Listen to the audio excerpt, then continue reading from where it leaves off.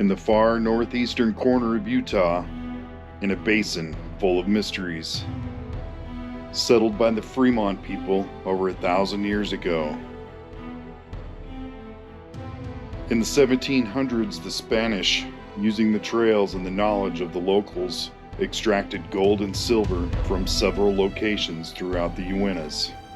Later, these would be known as the Rhodes Lost Gold Mines. Today we will be looking at a cave that I believe was used by the Spanish as a temporary hiding spot for their treasure. Welcome to the Uinta Basin, and welcome to Dry Fork Canyon.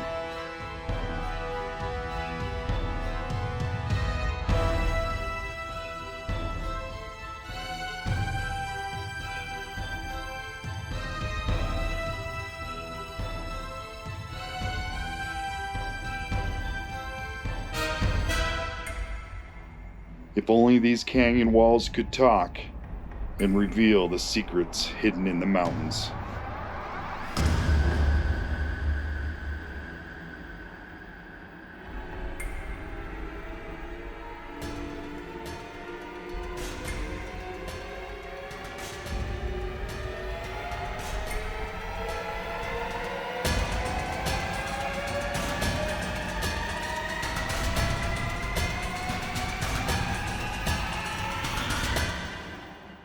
But the best way to experience this place is to spend the night. There are plenty of camp spots, and most of them are easy access and right next to the main road.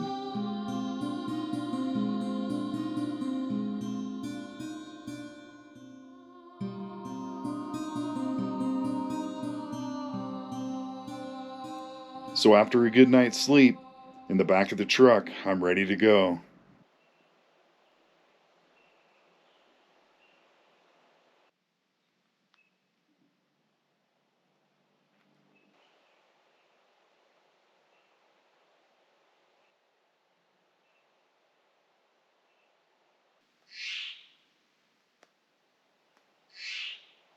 Hey everybody, what's up? Join me on another outdoor adventure. This is a continuation from last week.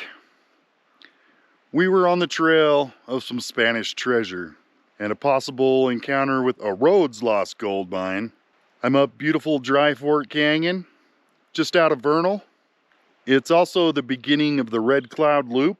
If you've ever been out this direction, you might know where that is. This is basically the entrance to the High Uintas. You can take this road all the way up to Flaming Gorge, basically. It joins back with Highway 191 just before you go over the mountain towards Flaming Gorge. But I've been up here searching for the Rhodes Lost Gold Mines before, and I found a cave that possibly is a stash spot for the Spaniards. It's been about 20 years since I've been up here, so I don't know how much it's changed or what it even looks like anymore. But this cave is just below the sinks. There's a little series of caves here, right in this one spot. So either these caves were naturally formed somehow, or somebody, possibly a Spaniard, used this as a place to hide their gold. I know just shortly after I explored this cave, I seen an episode on, I think it was on the Discovery Channel, somebody looking for the Rhodes Lost Gold Mines, and they ended up at this cave searching for the same thing a lot of treasure hunters search for up here: Spanish gold. So I don't know for sure, but I'm gonna guess the faces we seen last week in them rocks pointed this direction. And I know just on the other side of the mountain over here was another spot I've seen on a map that said one of the Rhodes Lost Gold Mines was up there too. I don't know how many of the mines have actually been found throughout the years, because most people won't share that. And legends even say if you do find the gold and you remove it from these mines, there's a curse. So just be warned. Finding this gold might not be the best thing for you. It could be the worst thing for you. So let's head up Dry Fork Canyon and go find these caves.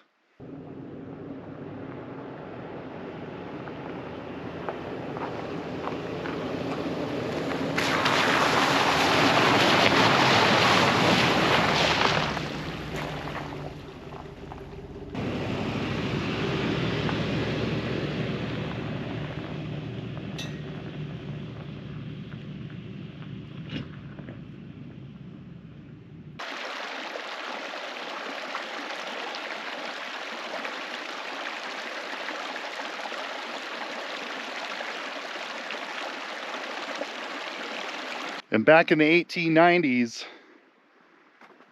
the people that settled down in Vernal needed some water. So they built a flume. That's just a wooden, man-made canal system up here somewhere, so they could have irrigation water for their crops and stuff like that. But they quickly found out this was not a good water source. The Dry Fork dries up in the summertime, and all the water goes underground through the sinks. So their little flume idea didn't work out for them. But there's still an old trail here you can take that I assume it went on the flume line or somewhere near it. It's supposed to be a nice walk. I've never actually done it, but it's in some beautiful mountain scenery and some cliffs right at the base of the Uintas. Surrounded by Spanish gold history, Rhodes Lost Gold Mine history. There's even some ancient history down at the end of the canyon at the McConkey Ranch.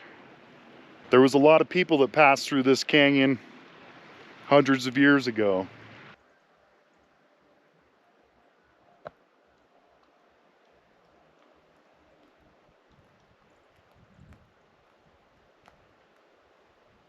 I want to say thank you to everybody who has subscribed or liked one of my videos. And I want to encourage anybody who hasn't hit that join button and become a member. With the membership, you get early access to my video on Wednesday before the rest of the world gets to see it. And now it's my turn to pay it forward. Join before the end of November 2024 and be entered in our drawing at the end of the month to win this calendar. We have a few of these calendars to give away, so don't think you can't get one. Become a member now, and you could possibly receive this as a gift from us. And in the future, we'll be giving away some more stuff to members. All right, I made it to the mouth of the cave, and I'm sad to see it's covered with graffiti. It didn't look like this the last time I was up here, but it's pretty bad.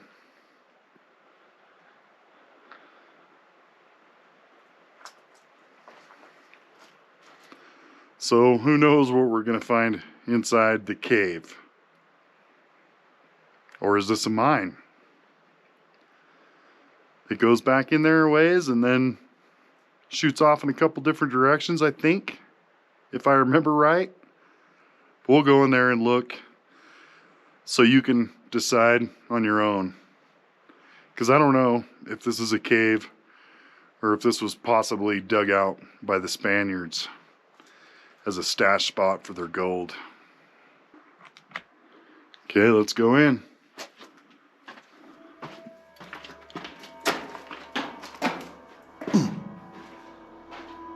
Yeah, lots of graffiti.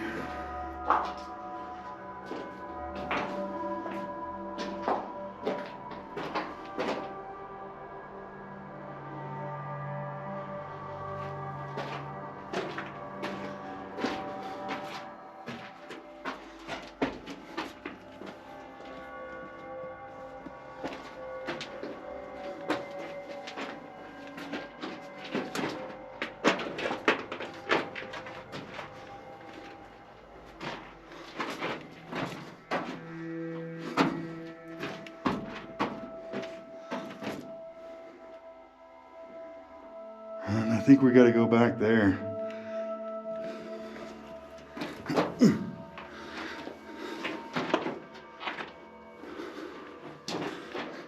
Okay, I'm gonna head over here so I can stand up a second.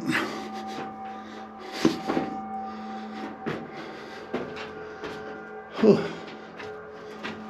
Whew. Sheesh.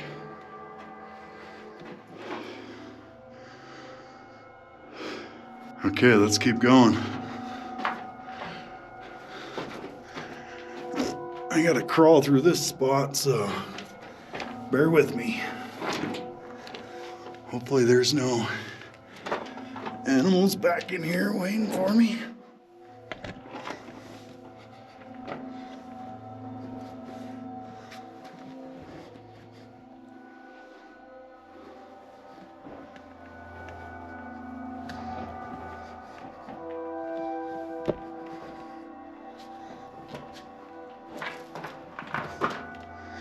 Okay, I made it.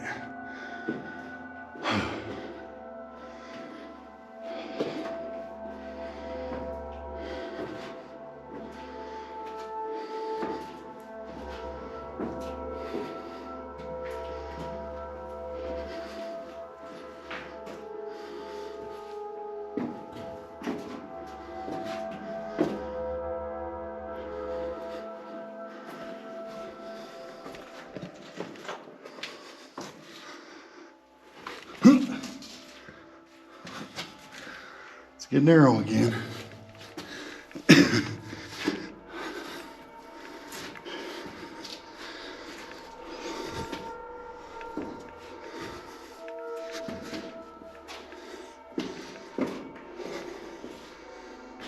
Oh.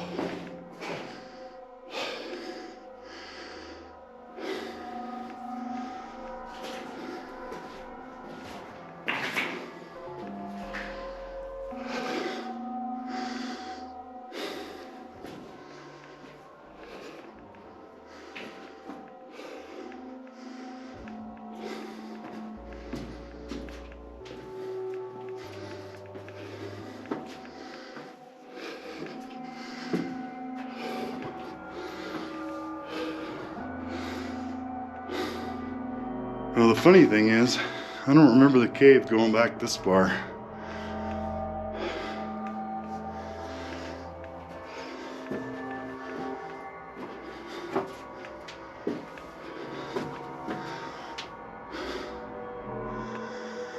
Oh man,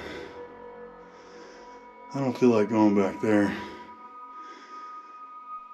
I need some knee pads now.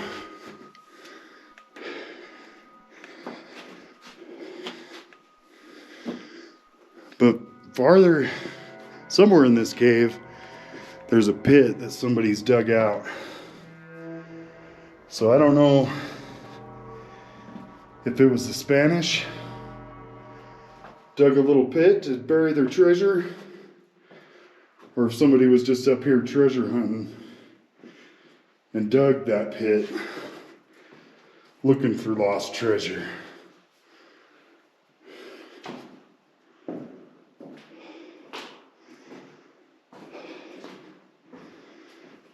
But me and my buddy Frank came back here one time, and that's all we ended up finding was a pit.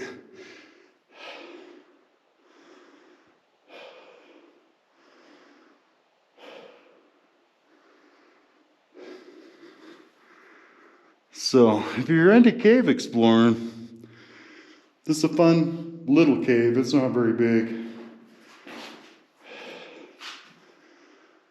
but it's a little bit bigger than I remembered.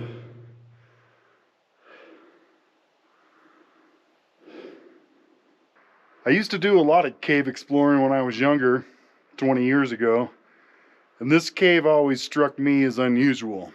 Most caves you climb into, it's kind of cold, at least 5 or 10 degrees colder than outside. But this cave always feels warm. It's like a warm cave. And I think that's kind of weird. Just to add to some of the mystery. Is it a cave? Is it a mine? I wonder. What do you think? Is it a cave or is it a mine? Okay, I've got one more spot I want you guys to come check out with me. Let's go. We got to go back down Dry Fork Canyon to almost the bottom. Let's go check it out.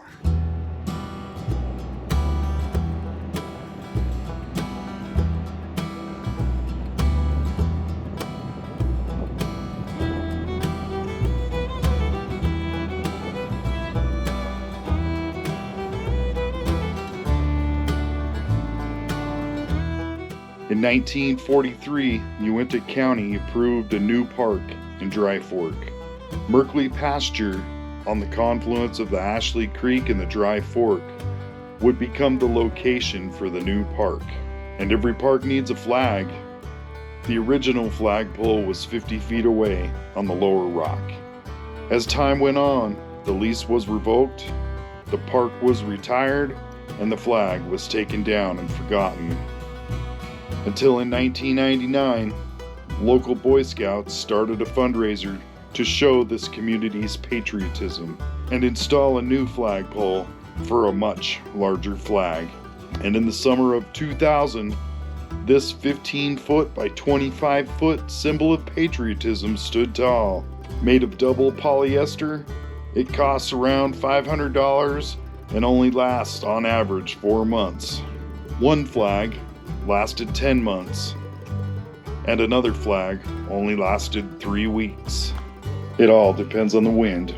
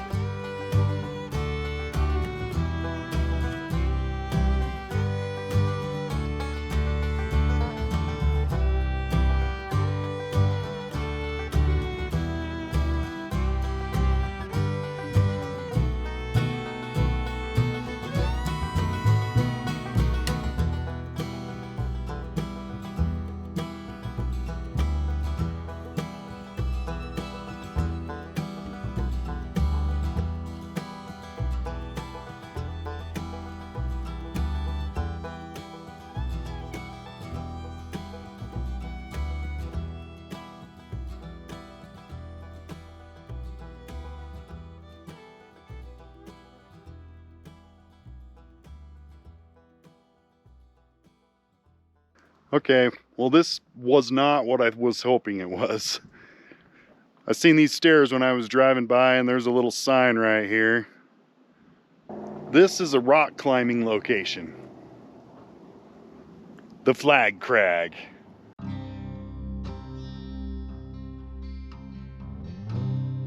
The Flag Crag is a newly developed climbing area just across the canyon from the flag.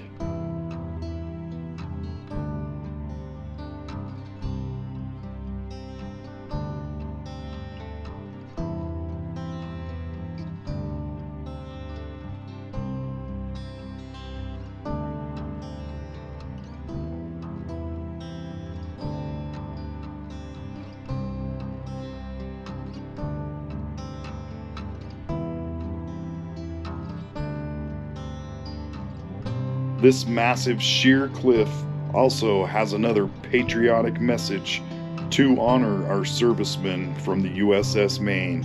On February 15th, 1898, the US battleship mysteriously sank in Havana Harbor in Cuba, killing over 260 crew members. The sinking was never fully determined, but the incident contributed to tensions between Spain and the US before the Spanish-American War. Shortly after the sinking, Leo Voigt was hired to paint "Remember the Maine" and a silhouette of the battleship on the cliff. According to legend, after only completing the words, he didn't dare hang over the cliff edge again and never even started the battleship.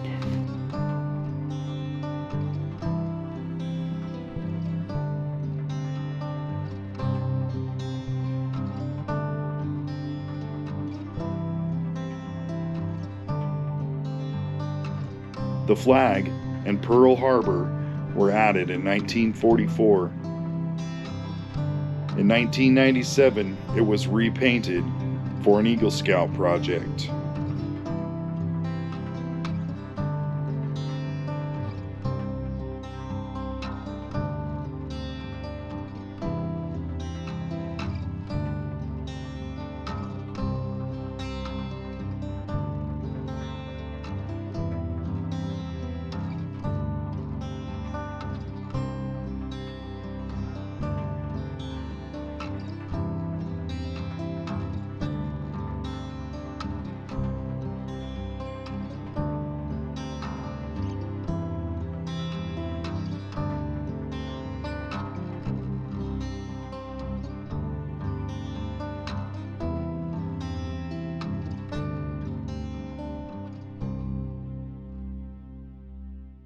I found a couple little bucks. See if we can get this guy to poke his head up so you can see.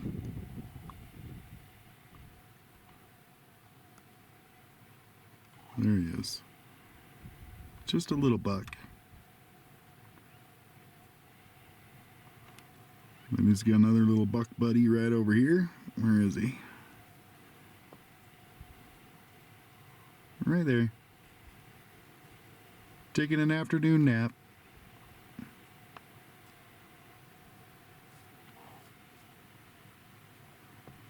I hope you had fun, because I did. Thanks for watching, and we'll see you next time.